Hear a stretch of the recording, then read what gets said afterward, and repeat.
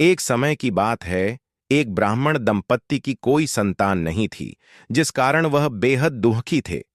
एक समय ब्राह्मण वन में हनुमान जी की पूजा के लिए गया। वहां उसने पूजा के साथ महावीर जी से एक पुत्र की कामना की। घर पर उसकी स्त्री भी पुत्र की प्राप्ति के लिए मंगलवार का व्रत करती थी। वह मंगलवार के दिन व्रत के अंत में हनुमान जी को भोग लगाकर ही भोजन करती थी।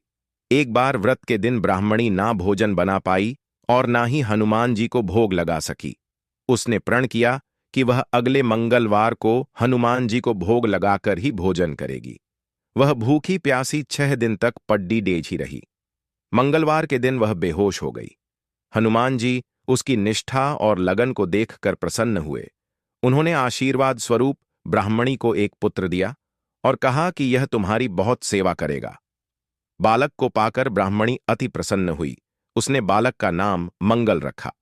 कुछ समय उपरांत जब ब्राह्मण घर आया तो बालक को देख पूछा कि वह कौन है। पत्नी बोली कि मंगलवार व्रत से प्रसन्न होकर हनुमान जी ने उसे यह बालक दिया है। ब्राह्मण को अपनी पत्नी की बात पर विश्वास नहीं हुआ। एक दिन मौका देख ब्राह्मण ने बालक को कुएं में गिरा दिया। घर पर लौटने पर ब्राह्मणी ने पूछा कि मंगल कहाँ है। तभी पीछे से मंगल मुस्कुराकर आ गया। उसे वापस देखकर ब्राह्मण आश्चर्यचकित रह गया। रात को हनुमान जी ने उसे सपने में दर्शन दिए और बताया कि यह पुत्र उसे उन्होंने ही दिया है। ब्राह्मण सत्य जानकर बहुत खुश हुआ। इसके बाद ब्राह्मण दंपत्ति प्रत्येक मंगलवार को व्रत रखने लगे।